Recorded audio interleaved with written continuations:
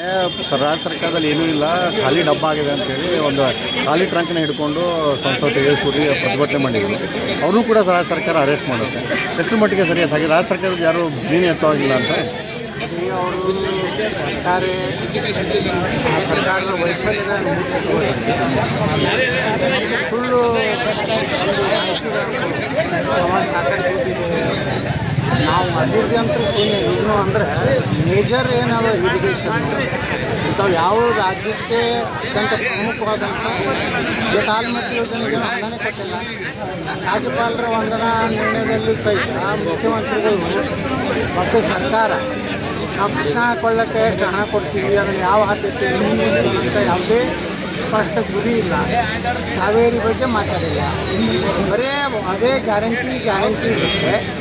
ಕೇಂದ್ರ ಸರ್ಕಾರವನ್ನು ನರೇಂದ್ರ ಮೋದಿ ಟೀಕೆ ಮಾಡಿದ್ರೆ ರಾಜ್ಯಪಾಲರ ವಂದನಾ ನಿರ್ಣಯದಲ್ಲಿ ಏನೂ ಇಲ್ಲ. ಇದರ ಅರ್ಥ ಏನೂ ಇಲ್ಲ ಅಂದರೆ ರಾಜ್ಯದ ಬೊಕ್ಕಸ ಖಾಲಿ ಇದೆ.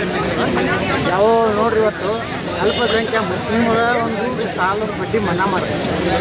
ಅದು ಉಳಿದೆಲ್ಲ ಹಿಂದುಳಿದ ವರ್ಗದವ್ರು ಮತ ಹಾಕಿಲ್ವಾ, ಇವ್ರಿಗೆ ದಲಿತ ಹಾಕಿಲ್ವ, ಇವ್ರಿಗೆಲ್ಲ ವರ್ಗದ ಜನ ಹಾಕ್ಯಾರಿಲ್ವ, ಮತ್ತು ಎಲ್ಲ ಜನರು ಬಡವರು ಅದಾರೆ. ಮಾಡೋದಿದ್ರೆ ಎಲ್ಲರಿಗೂ ಸಮಾನವಾಗಿ ಬಡ್ಡಿ ಮನ್ನಾ ಮಾಡಬೇಕಾಗಿ ಒಂದೇ ಸಮುದಾಯವನ್ನು ಖುಷಿಪಡಿಸಲಿಕ್ಕೆ ಇವತ್ತು ಸ್ವತಃ ಸಿದ್ದರಾಮಯ್ಯನವರು ತಮ್ಮ ಜನಾಂಗಕ್ಕೂ ಸಹ ಏನು ಮಾಡ್ತಾರೆ. ಮತ್ತು ಖಾಲಿ ಟ್ರಂಕ್ ಹಿಡ್ಕೊಂಡದ್ದು ಈ ರೀತಿ ತಪ್ಪೇನಿದೆ. ಖಾಲಿ ಟ್ರಂಕ್ ಇವ್ರು ಚಂಬು ಹಿಡ್ಕೊಂಡು ಅಡ್ಡಾಡಿದ್ದಾರೆ.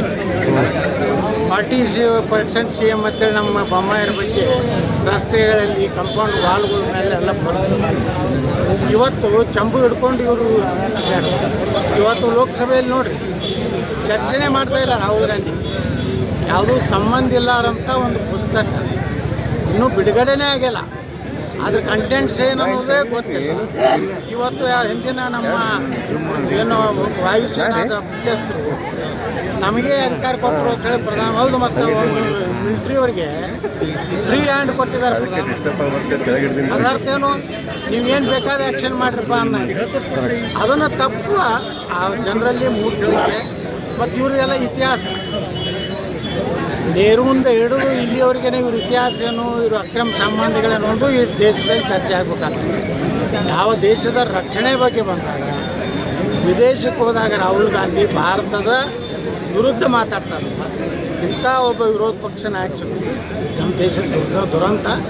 ಅದರ ಪೀಳಿಗೆನೇ ಇವೆಲ್ಲ ಕರ್ನಾಟಕದಲ್ಲಿ ಅದರ ಸಂತತಿನೇ ಇಲ್ಲೂ ಕರ್ನಾಟಕದಲ್ಲಿ ಈ ರೀತಿ. ಈಗ ಪ್ರಿಯಾಂಕಾ ಖರ್ಗೆ ಅವರು ಹೇಳಿದ್ದಾರೆ, ಈ ರೀತಿ ಟ್ರಂಕ್ ಖಾಲಿ ಹಿಡ್ಕೊಂಡು ಮೋದಿ ಕಡೆ ಏನಾದರೂ ಹೋಗಲಿ, ಅದನ್ನು ತುಂಬಿಸ್ಕೊಂಡು ಬರಲಿ, ಅವ್ರಿಗೆ ಅಲ್ಲಿ ಹೋಗಿ ಕೇಳೋವಂಥ ದಮ್ ಇಲ್ಲ ಅಂತ ಹೇಳ್ತಾರೆ. ನೋಡಿ, ರಾಜ್ಯ ಸರ್ಕಾರದೂ ಪಾಲಿದೆ ಮೆಟ್ರೋದಲ್ಲಿ.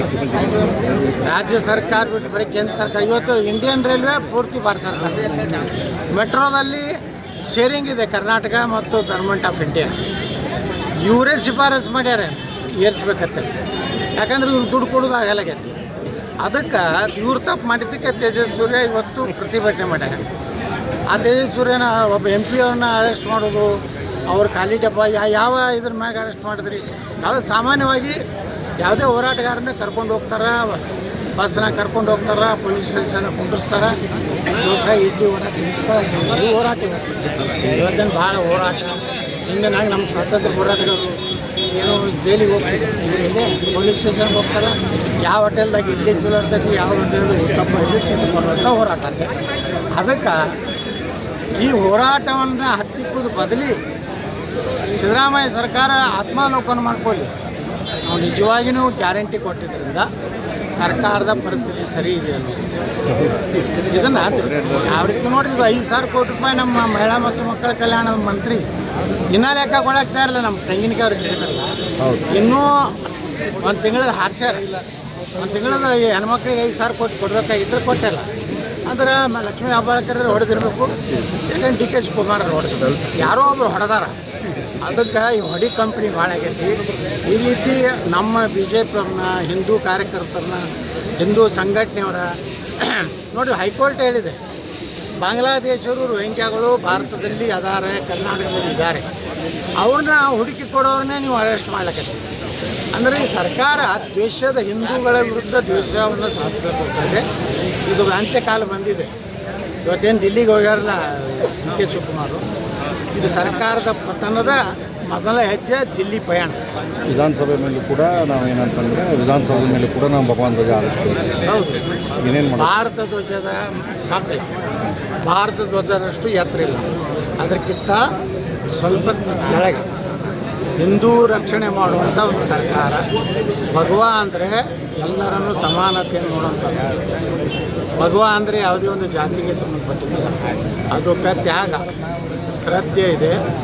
ಅಂಥ ಒಂದು ಸರ್ಕಾರ ತೊಗೊಂಡು ಬರ್ತೀವಿ ಅಂತೇಳಿ ಯಲಗೂರು ಹನುಮಂತ ದೇವರ ಬಳಿ ನಾನು ಪ್ರಾರ್ಥನೆ ಮಾಡ್ಕೊಂಡಿದ್ದೇನೆ. ನಮ್ಮ ಸರ್ಕಾರ ಬಂದರೆ ಭಗವಾ ಧ್ವಜ ಅಂದ್ರೆ ಅರ್ಥ ಎಲ್ಲರಿಗೂ ಸಮಾನ ನ್ಯಾಯ ಕೊಡೋದು. ಯಾರೇ ಹಿಂದೂಗಳನ್ನು ತೊಂದರೆ ಕೊಟ್ಟರೆ, ದೇವಸ್ಥಾನಗಳ ಮೇಲೆ ಹಿಂದೂಗಳ ಮೆರವಣಿಗೆ ಮೇಲೆ ಕಲ್ಲು ಹೋಗಿದ್ರೆ ಬುಲ್ಡೋಜರ್ ಮತ್ತು JCB ರೆಡಿ ಇರೋವಂಥ ಸಂಕೇತ ಭಗವಾ.